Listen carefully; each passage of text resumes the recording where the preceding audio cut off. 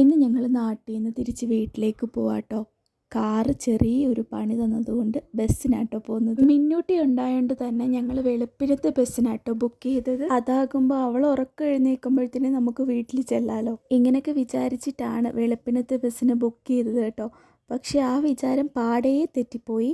അവളൊരു പത്തനംതിട്ട വരെ ഉറങ്ങി, പിന്നെ അങ്ങോട്ട് ഉറങ്ങിയതേയില്ല. പിന്നുള്ള കാര്യം പറയണ്ടല്ലോ. പിന്നെ ഇങ്ങനെ കാഴ്ചകളൊക്കെ കണ്ടിരുന്ന് ഒരു മുണ്ടക്കയം കഴിഞ്ഞപ്പോൾ തൊട്ട് നല്ല കാറ്റും തണുപ്പുമായി. അങ്ങനെ ഞാൻ മിന്നൂട്ടിയുടെ ടർക്കി എടുത്ത് തലവഴി മൂടിയിരിക്കുകയാണ്. ഇന്നെന്തായാലും രാവിലെ മഴയൊന്നും ഇല്ലായിരുന്നു കേട്ടോ, നല്ല കാലാവസ്ഥയായിരുന്നു. അങ്ങനെ മല കയറാൻ തുടങ്ങിയപ്പോൾ ഉള്ള കാഴ്ചകൾ ഇതൊക്കെയായിരുന്നു കേട്ടോ. അത്യാവശ്യം നല്ല കോടമഞ്ഞും കാറ്റും തണുപ്പും ഒക്കെ ഉണ്ടായിരുന്നു കേട്ടോ രാവിലെ. ഇനി വീടെത്തുന്നിടം വരെ ഇങ്ങനെയുള്ള കാഴ്ചകളൊക്കെ കണ്ടാട്ടോ പോകുന്നത്. ഞങ്ങൾ ബസ്സിൻ്റെ ഏറ്റവും ബാക്ക് സീറ്റിലാട്ടോ ഇരുന്നത്. മിന്നൂട്ടിയാണെങ്കിൽ ഇങ്ങനത്തെ ഒരു തൊപ്പിയൊക്കെ ഇട്ട് പൊതിഞ്ഞു വെച്ചേക്കാണ്, ചെവിയിലൊക്കെ കാറ്റ് കയറാതിരിക്കാൻ വേണ്ടിയിട്ട്. പിന്നെ ഈ കാണുന്ന വെള്ളച്ചാട്ടം ഏതാണെന്ന് മനസ്സിലായോ നിങ്ങൾക്ക്? അങ്ങനെ നീണ്ട 4 മണിക്കൂർ യാത്രയ്ക്ക് ശേഷം ഞങ്ങൾ വീട്ടിലെത്തി കേട്ടോ. വേറെ എന്താ, ഇത്രയൊക്കെ ഉള്ളൂ.